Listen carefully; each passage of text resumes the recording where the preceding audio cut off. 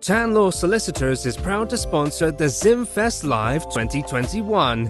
Visit us at our stand at ZimFest Live on the 31st of July 2021 to learn more about legal services we provide and areas of law we specialize in.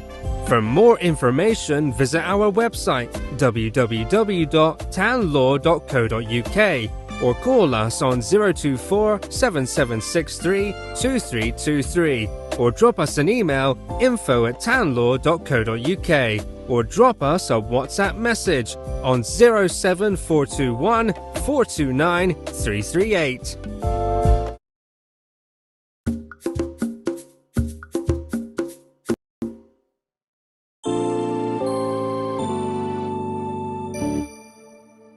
Tanlaw Solicitors is proud to sponsor the ZimFest Live 2021. Visit us at our stand at ZimFest Live on the 31st of July 2021 to learn more about legal services we provide and areas of law we specialize in. For more information, visit our website www.tanlaw.co.uk or call us on 024 7763 2323 or drop us an email info@tanlaw.co.uk or drop us a WhatsApp message on 07421 429 338.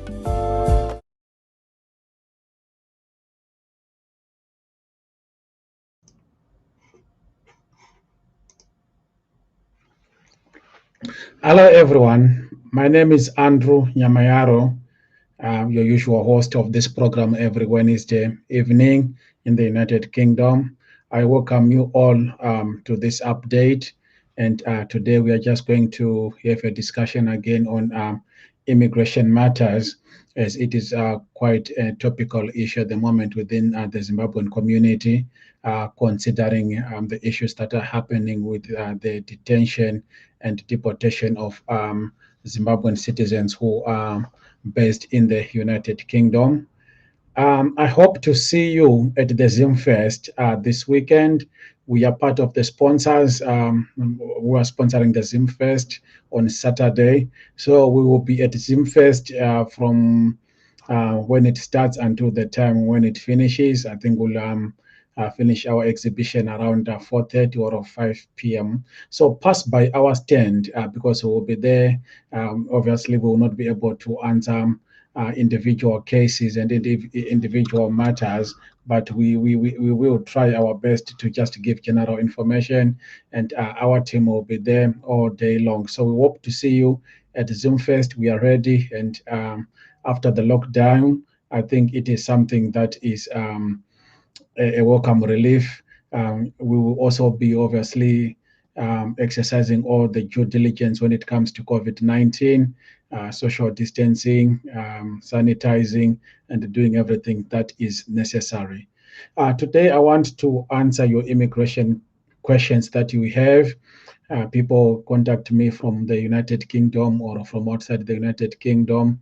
They do have different topics, some on visitors visa or family visas, asylum, detention, deportation, and the rest of the topics that people like to know about. But just by way of an update, during the COVID-19 lockdown, and even after when there was just restrictions, the Home Office was accepting further submissions through email. So now they are starting, or they've announced or made it public that they would want people to start in August to go and submit their documents in person in Liverpool. So if you are preparing your further submissions, you might be required now to go and submit in person in Liverpool. So just to be prepared for that, and so that you can submit in person. One thing that we have noticed is that when people are submitting in person, especially those who do not work, they might have issues with raising money to travel to go to Liverpool. But there are organizations such as the Migrant Family Support, Migrant Refugee Centers, the Red Cross. Those organizations always try to help people with traveling money to go to submit their further submissions. So it's something that you can consider. Okay, so I just want to respond to the questions that we have in the chat. The first question that I'll respond to is how do I apply to bring someone to work for my company in the United Kingdom? So for you to be able to bring someone to the United Kingdom as a company, the first thing that you need to do is to apply for your sponsor license. Once you have applied for your sponsor license and you have been given a sponsor license, you can then be allowed to bring people to the United Kingdom who meet the requirements according to the Home Office. If they meet your requirements as an employer, in other words, you're satisfied with their CV, with their cover letter, you've done an interview, and they do have everything that you've satisfied, you then generate a sponsor certificate, and it is with that sponsor certificate that you then apply, or rather your candidate will then apply for a visa to come to the United Kingdom.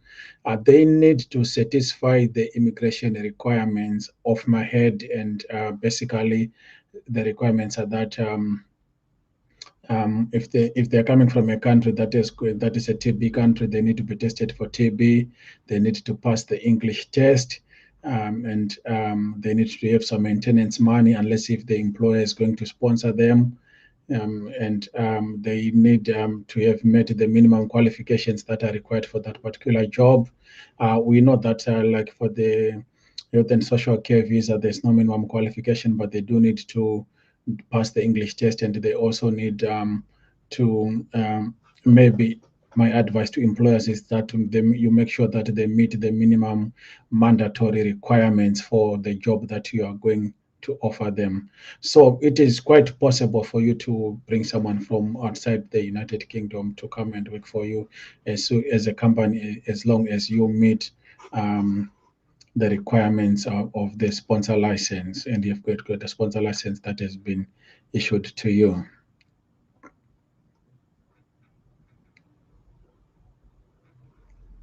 Okay. The other question that I received today that I would want to comment on is between parties or partners. One is based in the United Kingdom and the other one is abroad, maybe in Zimbabwe. And the partner which is abroad wants to come to the United Kingdom. If you are a spouse or a partner or a fiance of someone based in the United Kingdom, there are various ways that you can consider to come to the UK. One of the ways is you might consider to come as a fiance, or if you stayed together for a period of 2 or more years, maybe a married partner, or as someone who is a married partner, a spouse. If you have got married, you can get married in Zimbabwe or in other country, as long as that marriage is recognized within that particular country, and then you can then. After you get married, the sponsor, the person who's in the United Kingdom, needs to meet the financial requirement. In other words, they need to be earning 18,600 or above.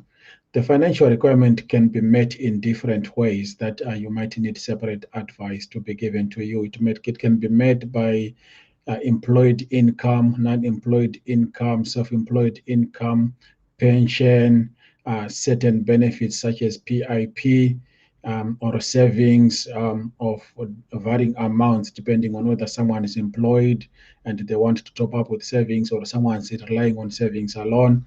If you're relying on savings alone, you're looking at a figure of around 64,000, or let's just say 65,000, for you to be able to bring someone on that basis.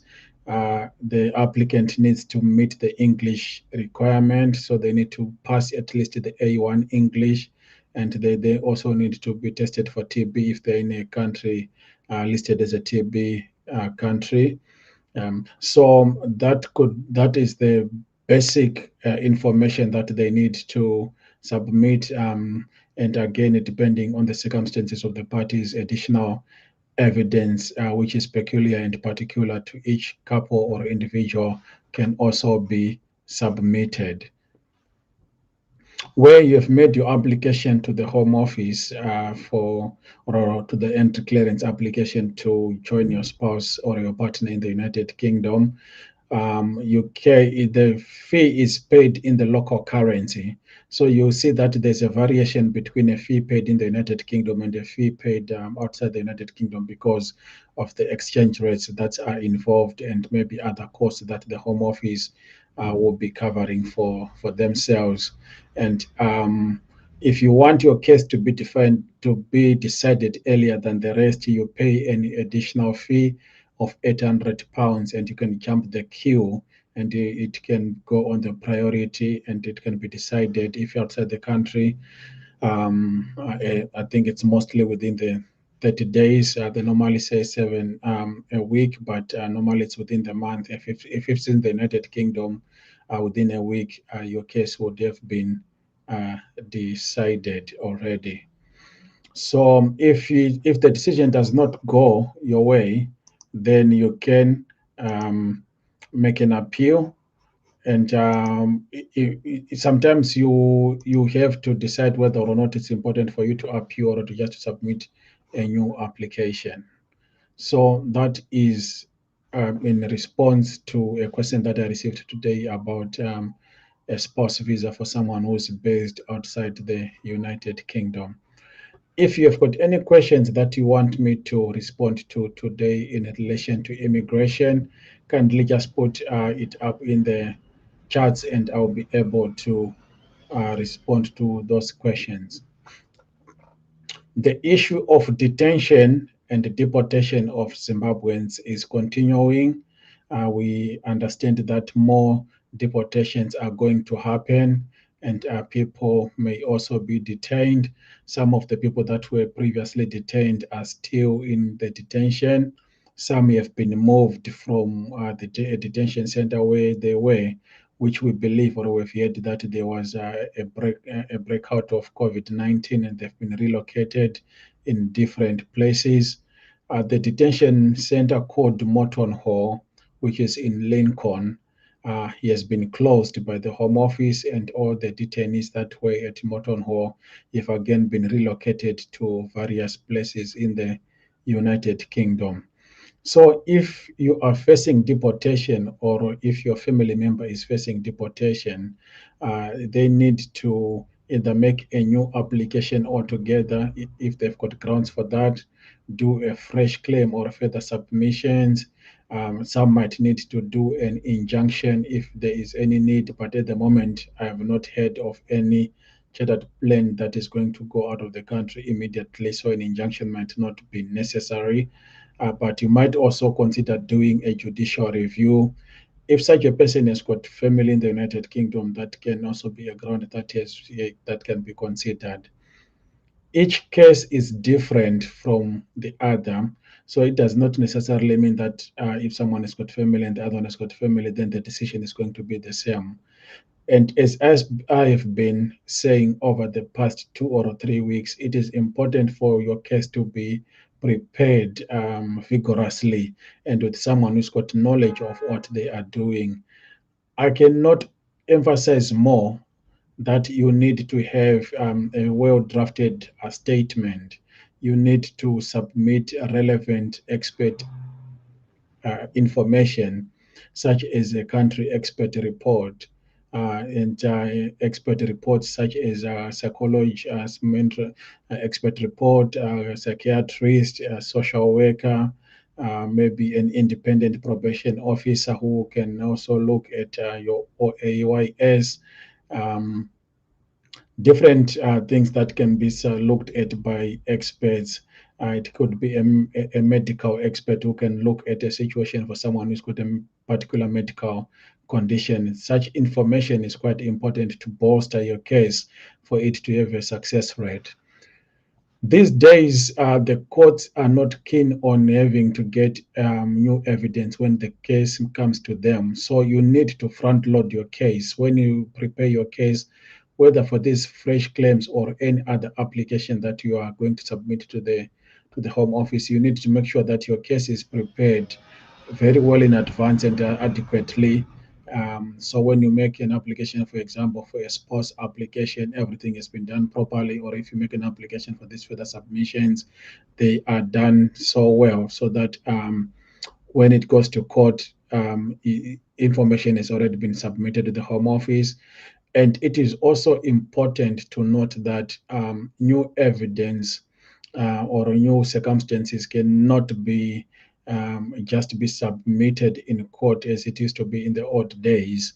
Sometimes you might need to seek the consent of the Home Office for you to submit certain circumstances, because that will be new before the Home Office and the courts. And the Home Office response is always that you have to make a new application, or the case has to be adjourned for them to consider and make a new decision, and so forth.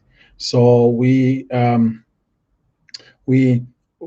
we encourage you really to front load your application rather than wait for it not to be prepared adequately.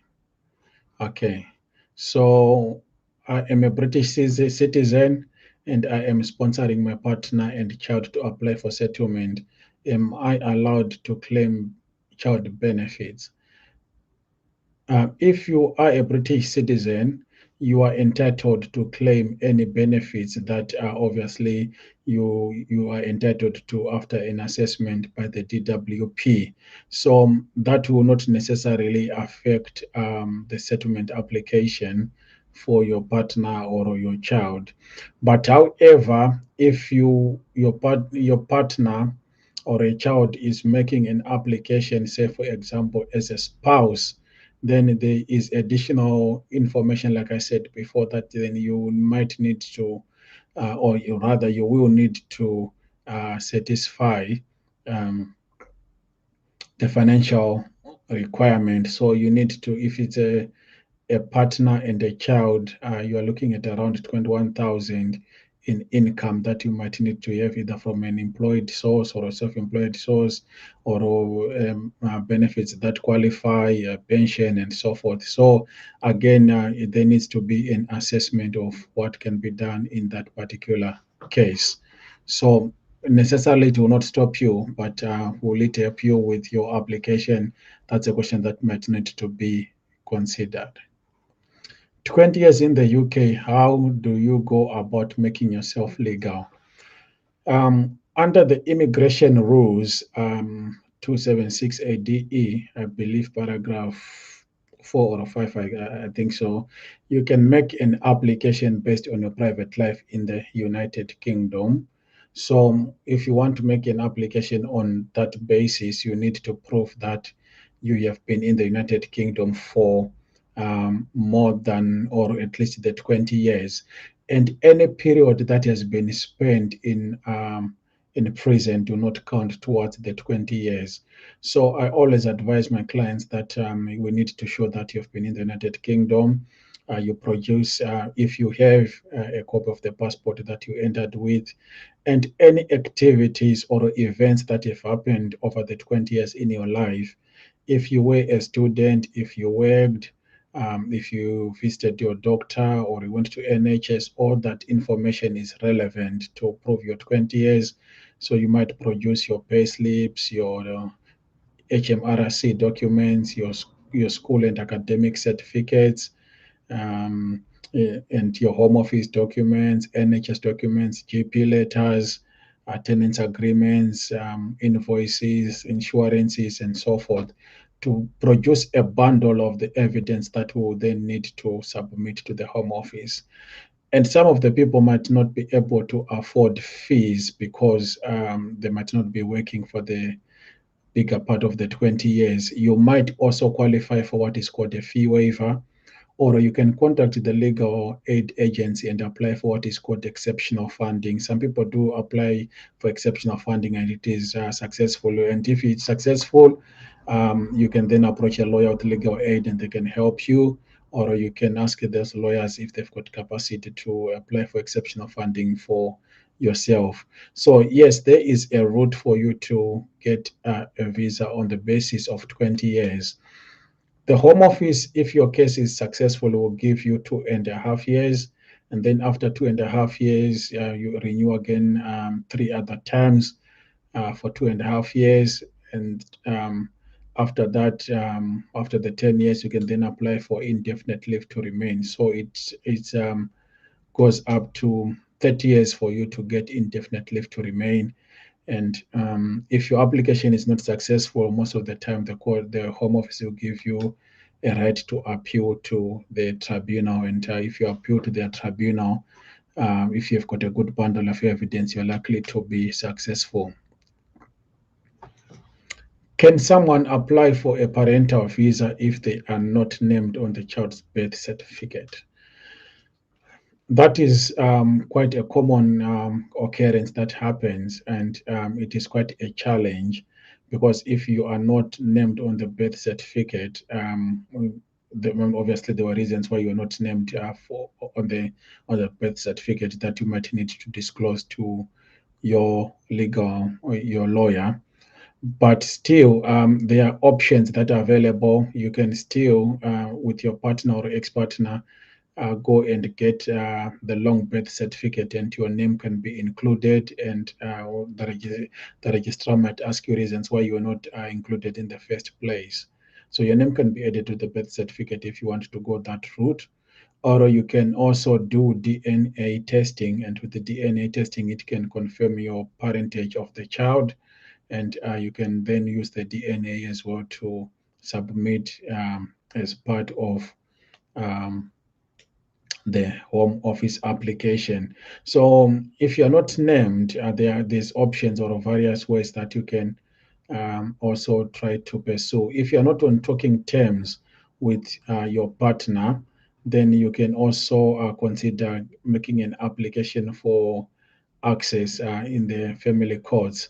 And the family courts will always encourage mediation and having a conversation where possible so that you can have access to your child. So you can also consider going to the family court on that basis. Okay, someone is asking me on how legit certain companies are who are recruiting from abroad or who have got their sponsor licenses or maybe acting on behalf of sponsor license other companies as recruiters. I will not comment on that on this program. You can do your own due diligence through the official means where you can check. There's the company's house, there's the HMRCE. There is the Home Office website with the register of sponsors and so forth. So do your due diligence there and then make your own opinion on whether or not you want to go with them or whatever action you can take.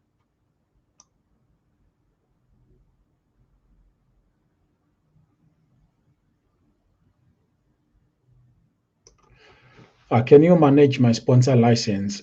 Yes, we can manage a sponsor license. So when someone applies for a sponsor license, you normally have to have two users. One of them, you have both users from within your organization, but you can also have a user who is from outside your organization. I think level two of the users can be outside of your organization, and we can be able to manage your sponsor license and update anything that needs to be updated, generate any sponsor certificates that needs to be generated.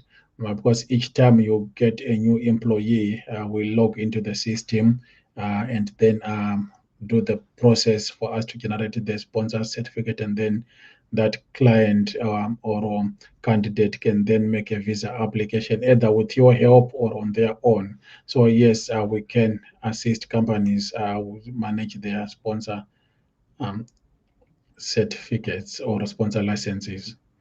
Any advice on bringing a parent to the United Kingdom? Yes, it is quite possible to bring parents or relatives or anyone to the United Kingdom on the standard visa application if you invite them.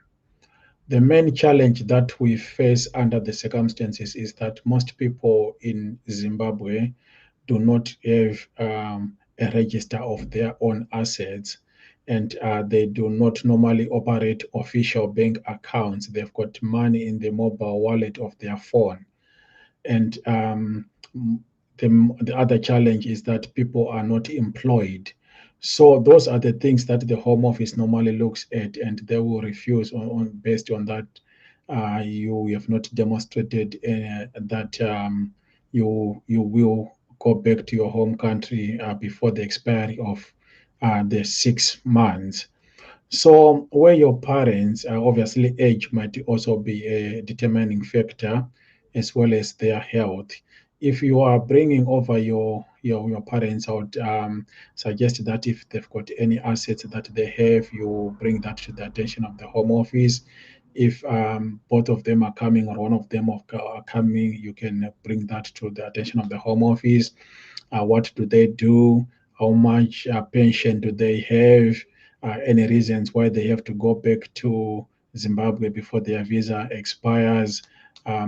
And you have to make detailed statements for them, still detailed statements for yourself, which is an invitation letter. And you also have to show that you have got sufficient resources to look after them when they are in the United Kingdom. So yes, if you're sponsoring them, how you're buying the tickets, and how you're going to take care of them in the United Kingdom. So it is quite possible under the standard visa to bring over your parents from any country, but that is subject to the evidence or the circumstances that I have just mentioned. So if you require a short list of the information that I normally send out to clients, you can email me, and then I'll be able to respond to your email with the list.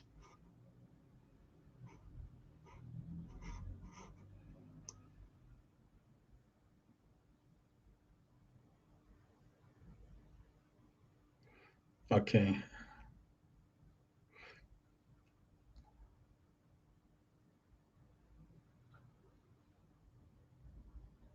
Can I bring an unfair dismissal, being dismissed for refusing a COVID vaccination? That is quite an important question, and we are getting such questions at the moment. Um, in terms of the law itself, it is not compulsory for someone to be vaccinated. It's still a personal choice. We know that in certain jobs, certain environments, there are some clients within that environment that are vulnerable people, such as nursing homes and places where people have got vulnerable people. It is in our submission unfair dismissal for you to be dismissed because you have not taken a COVID-19 vaccination. Um, it is not compulsory at the moment. You do not have to have a COVID-19 passport and a COVID-19 confirmation that you have taken it. But the employers are obviously trying to protect their businesses and their clients. It is a balancing exercise that is there. But if someone is in such a situation, they can consult with us and we should be able to advise them according to their circumstances. I submit and I believe that it is unfair for someone to be dismissed because they have not taken a COVID-19 vaccination.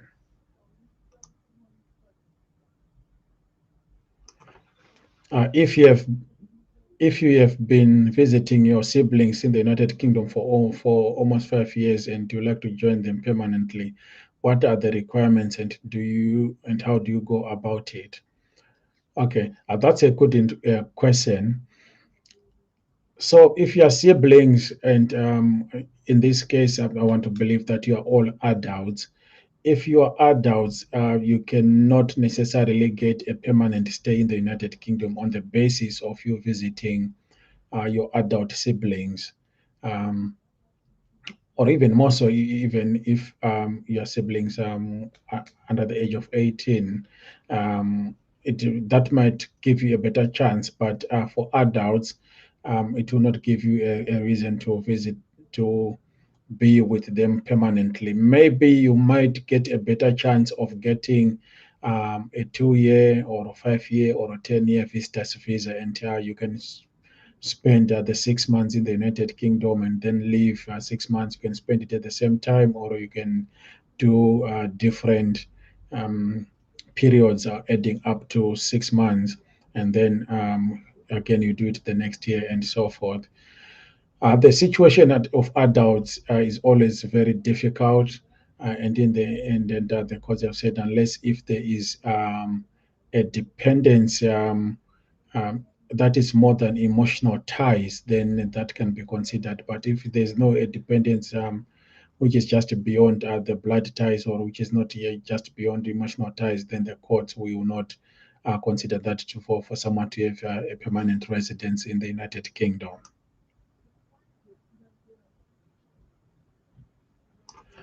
Can you bring someone to work for you in the United Kingdom as a nanny?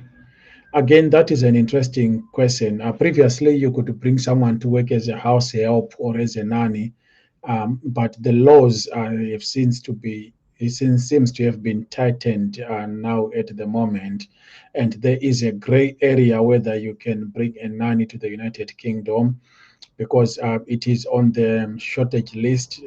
But I think it's not so clear because there are organizations that deal with recruiting nannies, but as individuals, someone might not have a sponsor license to be able to bring a nanny to work for them.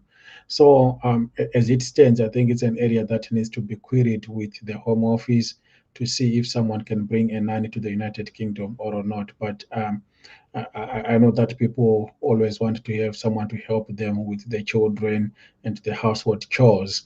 But as it stands, the applications might not necessarily be successful, and it's an area that needs to be clarified and made clear by the Home Office. When applying for a work permit within the UK, do you have to go back to your home country to get police clearance? If you have been in the United Kingdom or an EU country, and I think other certain countries for more than 12 months, you do off my head, and I stand corrected, but off my head, I think you do not necessarily need the police clearance from your home country. You can just do your DBS in this country, or if you leave this country and you've been here for a while and you go to Zimbabwe or another country for less than 12 months, again, you do not need to do a police clearance. You will be covered by the DBS. So if you're in the United Kingdom and you got a job offer within the United Kingdom, my submission is that you do not need a police clearance from your home country. You can just use your DBS or your clearance from the United Kingdom. It's like some students that are switching from tier 4 to say a health and social care visa, and they just have to switch if they meet all the other requirements.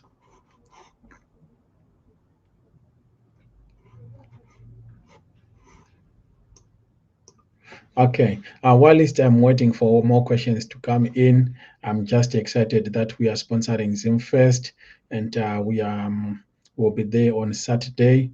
We will be there the whole day, and if you want to talk to us, just to come by our station, and we'll be able to give some information and hopefully some freebies as well to people that will be there. I'm just going to take a short break with our advert on that.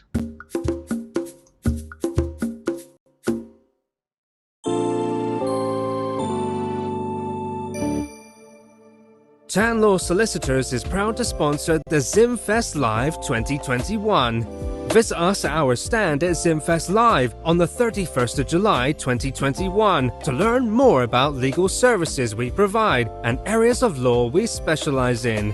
For more information, visit our website www.tanlaw.co.uk or call us on 024 7763 2323 or drop us an email info@tanlaw.co.uk or drop us a WhatsApp message on 07421 429 338.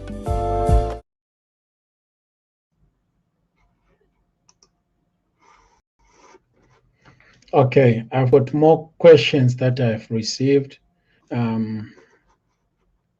As an individual, what qualifications do I need to be in the UK from Zimbabwe?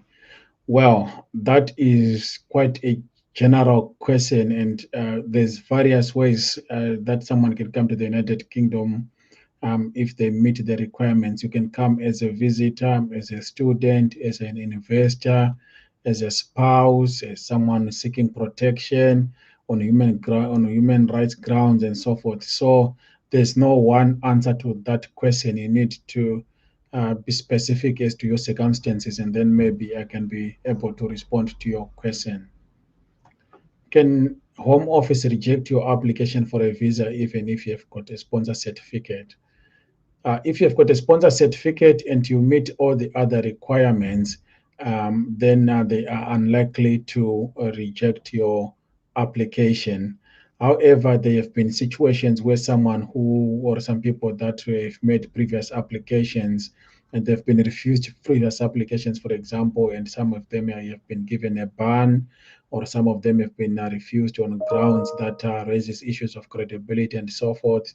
On those grounds, some people have been refused, and although they've been given an administrative review right, and then they can try to challenge it with the administrative right. So they could refuse it, but most of the time, if you meet the requirements and you don't have any bad immigration history or complications, then they're unlikely to refuse you.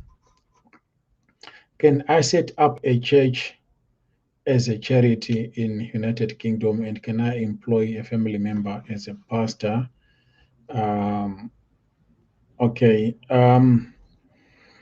Generally, any you okay. Let's speak about charities.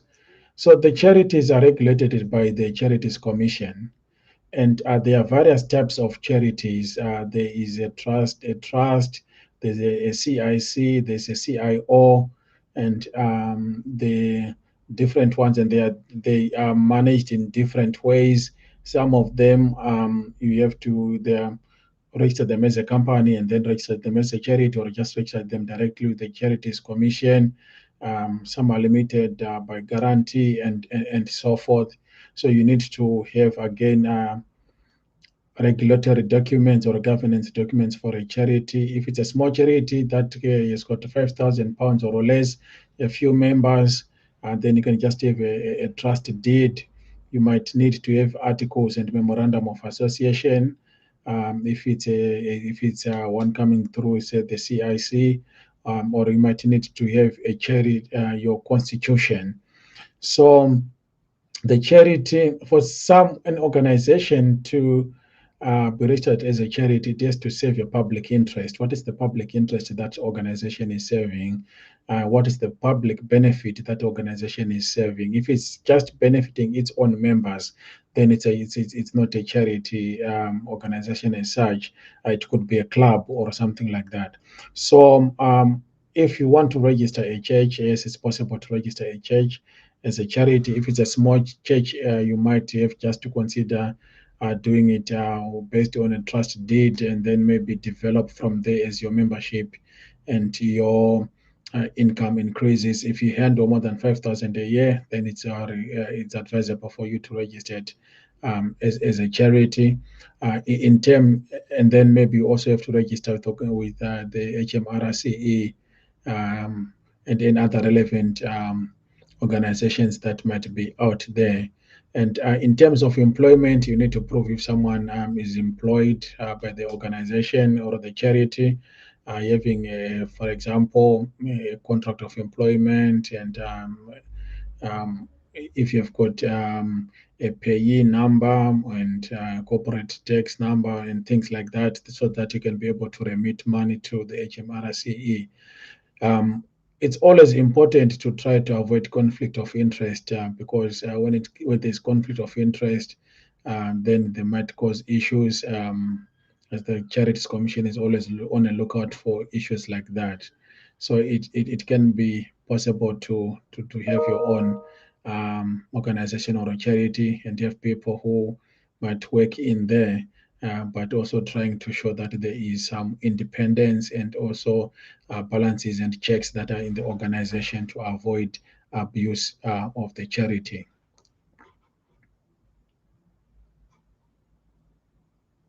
Um, How can I contact you? I need your services as soon as possible. Your law firm is brilliant. Oh, thank you so much for the compliment. We can be contacted using the contact details on the screen. Our phone number is 02477632323. If you are abroad or even within the United Kingdom, you can send us a WhatsApp on 074 or email us on info@tanlaw.co.uk. So you can contact us using those various means. We are also on Facebook. We have got a Facebook page, Tanlaw Solicitors, and we've got Tanlaw Solicitors Employment Consultancy. And can you also like our YouTube? We are now moving towards YouTube. We have got more than 50 videos on YouTube, so you can watch all most of the presentations that I've done on YouTube, and you can get your questions from those videos. So please subscribe and like our YouTube channel. It's Tanlaw Solicitors, or if you just look for Tanlaw Solicitors on YouTube, you should be able to see us, and you can view our videos that we have done there.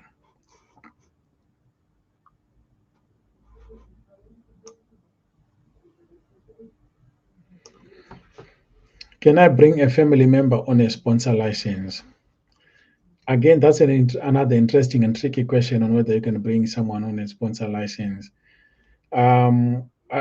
You could be able to bring a family member on a sponsor license, but again, that could also be a recipe of disaster depending on the relationship and also depending on the conflict of interest and why exactly your family member instead of an independent non-family member. So while there can be potential for you to bring a family member, it is you have to be very careful about that, and the Home Office is always on the lookout for such things, because they might end up revoking your license if they think that there is an abuse of process and there's an abuse of the sponsor license. So if there is any reason why that is the particular individual that fits the bill for that particular job, then I think it has to be properly documented and dealt with sufficiently in your documents and in the documents that you have in your HR file for that particular client or in your HR department.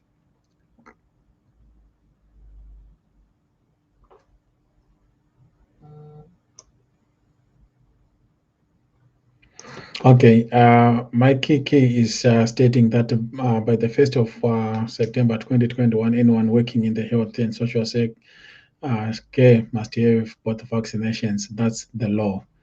Um, Again, while that will be the position, or that may be the position, I anticipate a lot of challenges that are going to happen when it comes to vaccinations. In fact, when it comes to COVID-19, there's a lot of scenarios that are going to happen. We know that the furlough is going to come to an end. So most companies at the moment are receiving furlough or part furlough, because some clients and some employees are working part-time, some are still on furlough and things like that. Furlough is going to come to an end. And then there's all these laws coming in about vaccinations and so forth. So in the legal fraternity, I see a lot of litigation that is going to happen.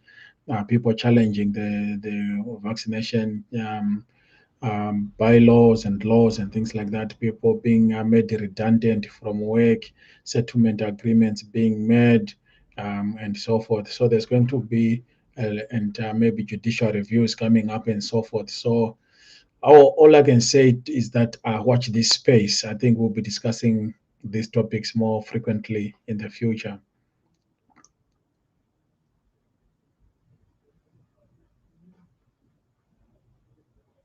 Okay, I'm just checking for more questions that I might have missed. If you have got any questions and you've just joined us, just type in your question in the chat, and then I'll be able, hopefully to pick them up and then give you as responses as I can. You can also contact us on our contact details, and our office should be able to assist you as much as we can. Um, and mostly, if we read any documents or information that we have, we can give you advice that is specific to your circumstances.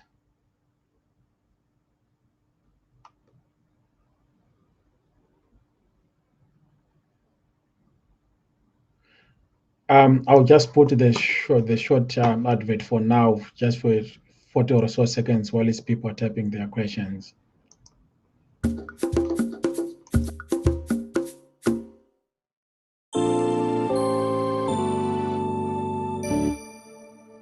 Tanlaw Solicitors is proud to sponsor the ZimFest Live 2021.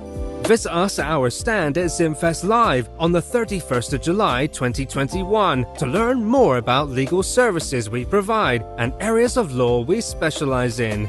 For more information, visit our website www.tanlaw.co.uk or call us on 024 7763 2323 or drop us an email info@tanlaw.co.uk or drop us a WhatsApp message on 07421 429 338.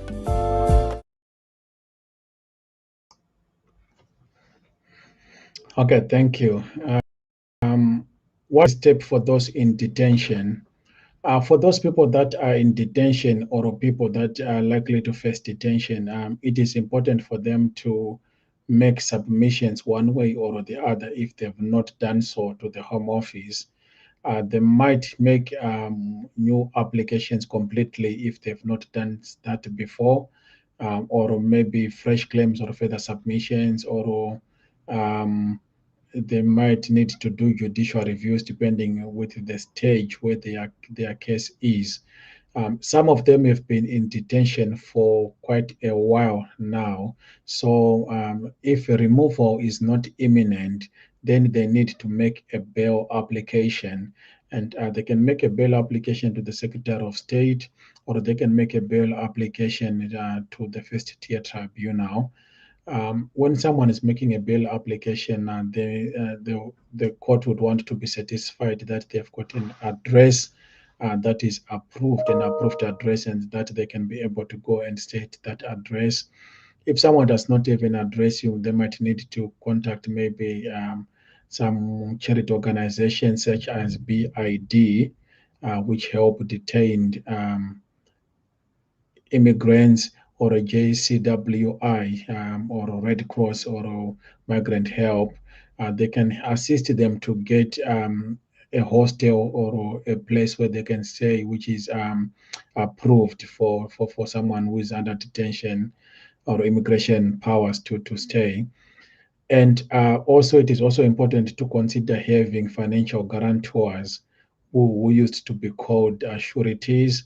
It's not really a mandatory to have them, but it's advised to have them so that the court is satisfied that there's some people that will be checking on you, so that you will comply with the bail conditions.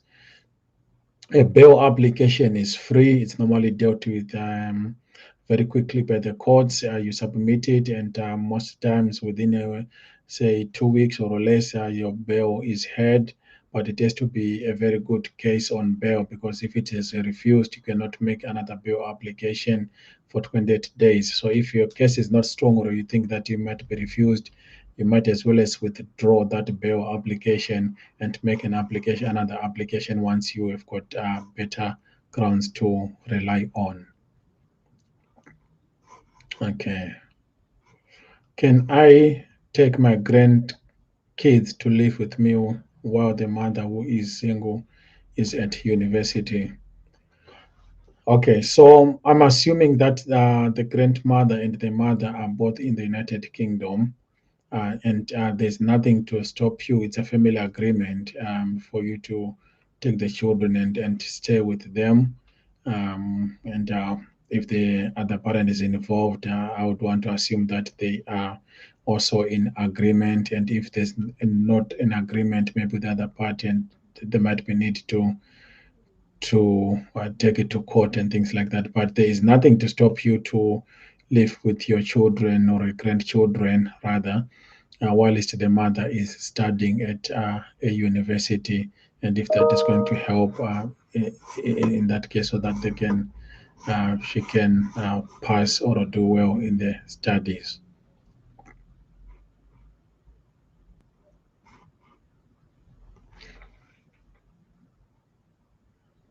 So, okay, the clarification on that question, the mother is in the UK and the children are in Poland with their mothers. So the grandmother is in the UK. I still don't get that particular question. I think if you break it down for me, then I can be able to get it better. Is it easy to bring an adopted child from the United Kingdom? The process of adoption itself is not an easy process. It's got a lot of legal requirements for you to be able to adopt someone. And people who ask me about this question and they need help for adoption, I always refer them to our colleagues that are in Zimbabwe who are better placed to deal with the adoption process than myself. An alternative to adoption is guardianship. And again, my colleagues in Zimbabwe always help our clients in this regard. So you could consider either becoming the guardian of those particular children or a child. And once you become a guardian through the courts, then we can use the guardianship order for to make an application to the Home Office. We have done such applications before, and it is quite possible if someone is a guardian in the United Kingdom for them to then bring the children for which they are now legally responsible for. So it's quite possible, easy not, impossible not, but difficult maybe, but it's quite possible for if you do have the if you've adopted them or if you've got guardianship for the children.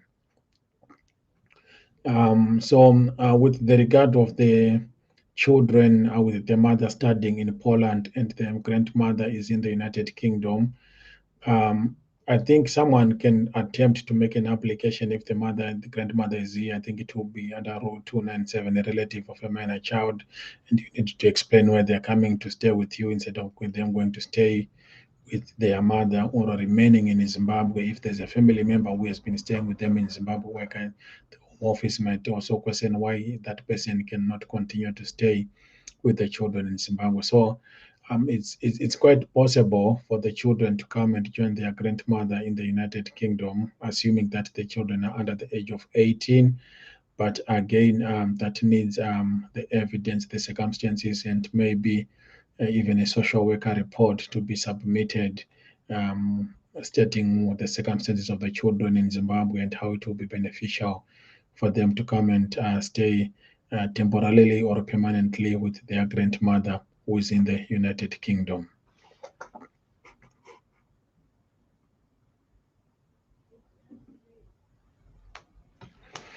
Can you be a guardian even when the parents are alive in Zimbabwe as a grandparent?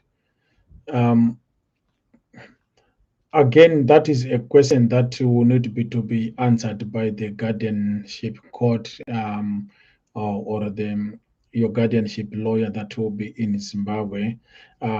So if guardianship is passed on for various reasons, um, across the spectrum, one example that you can think of is where maybe the parent or the parents have got mental health issues and they cannot take care of their children.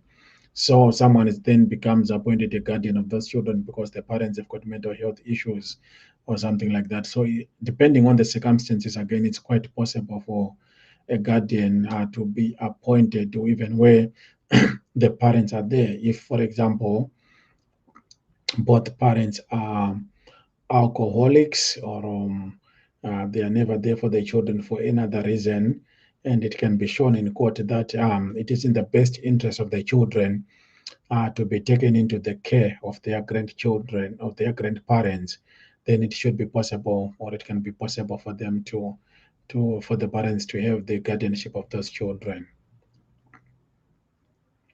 How can I apply for my parents to come for my wedding in the United Kingdom? You need to make a standard visitor's visa application.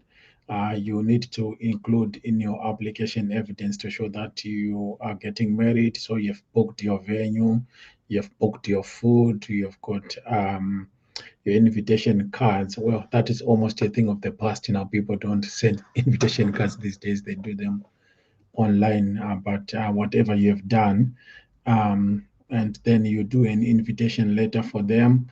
You need to prove that you've got the adequate resources for them to be catered for in the United Kingdom in terms of finance and accommodation. And your parents have to prove intention to return to Zimbabwe before their visa expires.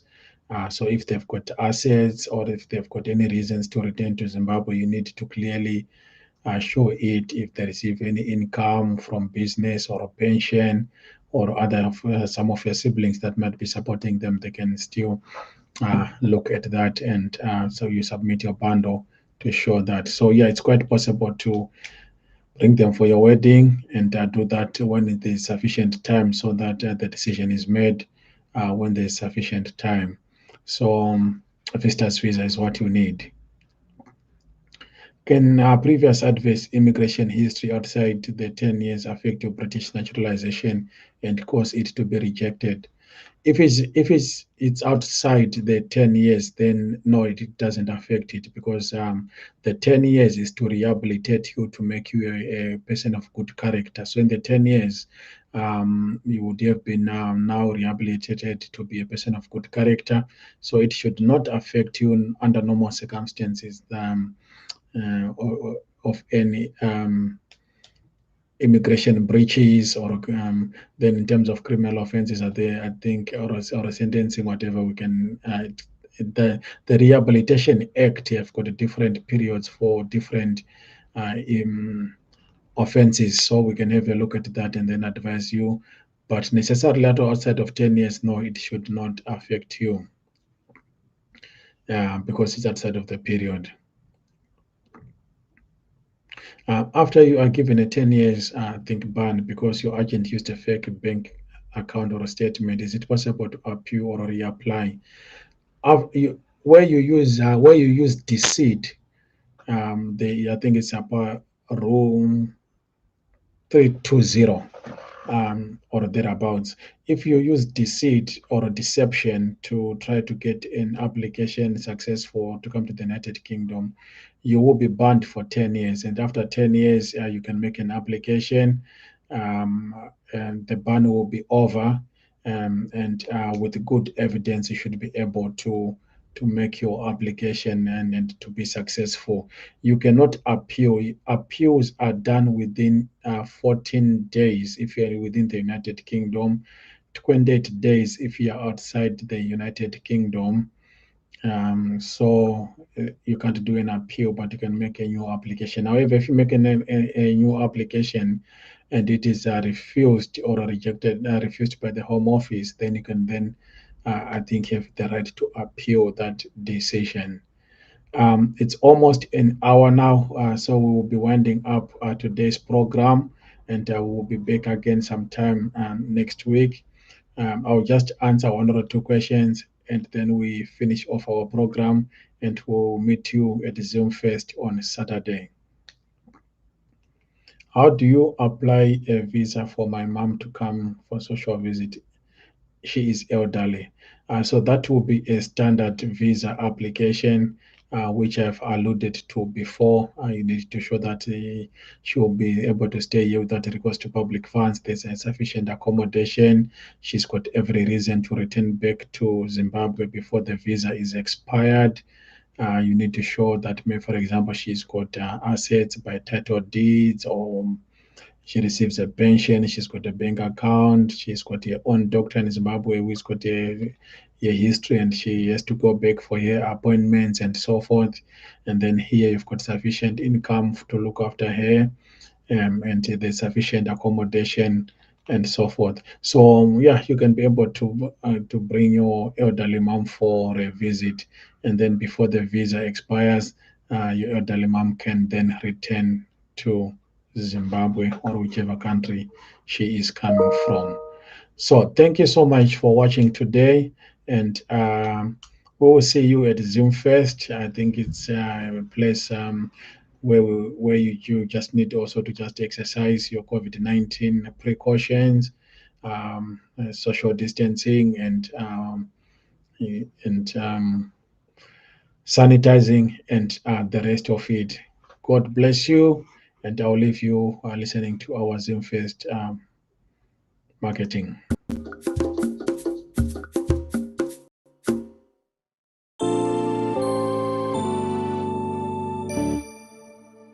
Tanlaw Solicitors is proud to sponsor the ZimFest Live 2021. Visit us at our stand at ZimFest Live on the 31st of July 2021 to learn more about legal services we provide and areas of law we specialize in.